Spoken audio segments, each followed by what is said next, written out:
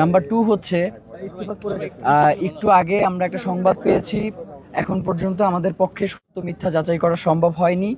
এরপরেও মনে করেছি যে আপনাদেরকে এটা জানিয়ে রাখা ভালো। অফিসার্স কোয়ার্টারের ওই গেটটার ওখানে শহীদ ওসমান হাদির হত্যার বিচার নিশ্চিত করবার জন্য আমরা জনগণকে আহ্বান জানিয়েছিলাম যাতে তারা যমুনার প্রবেশ মুখগুলোতে এসে অবস্থান গ্রহণ করে। তো এর মধ্যেই কিছু মানুষের উপরে লাঠিচার্জের সংবাদ আমরা পেয়েছি। আমরা আপনাদেরকে বারংবার বলি, এখনো বলি, এখন পর্যন্ত আমরা কোনো ধরনের উস্কানি দেই নাই। এই লাঠিচার্জের যদি ঘটনা সত্য হয় তাহলে পরবর্তী যে কোনো পরিস্থিতির অবনতি যদি ঘটে তার জন্য এই আইন শৃঙ্খলা বাহিনী দায়ী থাকবে। এবং আপনাদেরকে আমরা এটা নিশ্চিত করি, প্রয়োজনে শহীদ ওসমান হাদির স্ত্রী এখানে অবস্থান করছেন প্রায় 4 ঘন্টার বেশি হয়ে গেছে।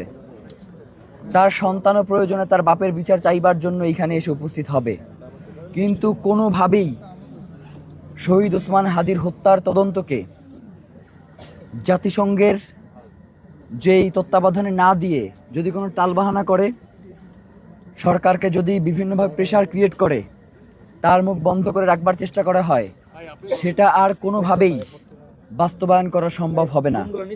আমরা ইনকিলাব মঞ্চের পক্ষ থেকে এই যে অবস্থান গ্রহণ করলাম, এই অবস্থান একমাত্র শেষ হবে তখনই যখন ডক্টর মোহাম্মদ ইউনূসের পক্ষ থেকে একদম সুস্পষ্ট বার্তা আসবে জাতিসংঘের তদন্তের ব্যাপারে। এর আগে আমাদের অবস্থান থেকে সরে আসবার কোনো সুযোগ নেই।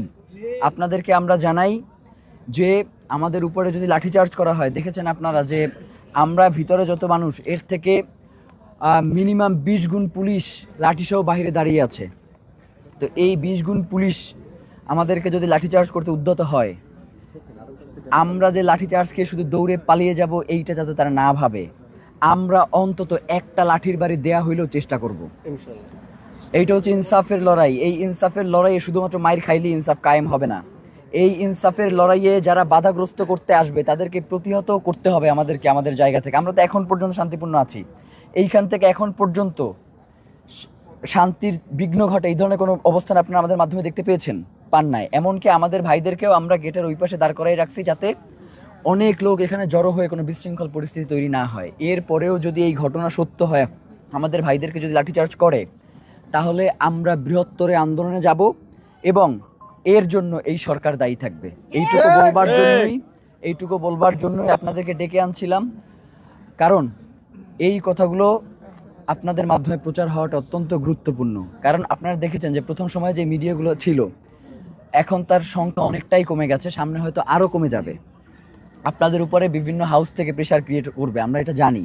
কিন্তু পুরো এইখানে একটা মিডিয়াও যদি না থাকে, আমরা শহীদ ওসমান হাদির স্ত্রী, যিনি আমাদের কাছে মাতৃ সমতুল্য, তাকে আঘাত করবে বা তাকে রেখে আমরা এইখান থেকে কোনোভাবে যাব না।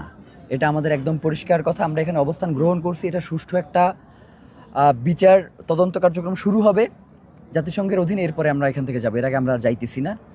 আপনাদের অসংখ্য ধন্যবাদ যে এখন পর্যন্ত কেউ কোনো ধরনের ই করে নাই। মানে শহীদ ওসমান হাদির স্ত্রী রাস্তায় এখানে বসে আছে, রাস্তায় শহীদ ওসমান হাদির স্ত্রী। প্রধান উপদেষ্টার দপ্তর থেকে একজন পিওনও এখন পর্যন্ত আসে নাই। এই অন্তর্বর্তীকালীন সরকার নাকি পৃথিবীর ইতিহাসে সব থেকে সুষ্ঠু নির্বাচন এবার নাকি করতে যাইতেছে। এটা আমাদের জন্য হাস্যকর লাগে।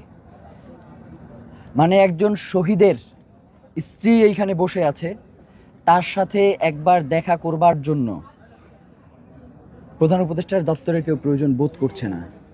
এইটা শুধুমাত্র আমাদের আশঙ্কা না, এটা জুলাই হারানোর একটা আশঙ্কা তৈরি হয়েছে। এবং আগামী দিনে বাংলাদেশে কোন ধরনের রাষ্ট্র ব্যবস্থা কায়েম হবে, ফ্যাসিবাদী, সেটারও আমরা একটা নীল নকশা দেখতে পাচ্ছি। যার কারণে শহীদ ওসমান হাদির হত্যার বিচার জাতিসংঘের তত্ত্বাবধান, এটার তদন্ত না হওয়া পর্যন্ত আমরা এখানে অবস্থান করবো। আসসালামু আলাইকুম। আস্তে আস্তে দিও এবার।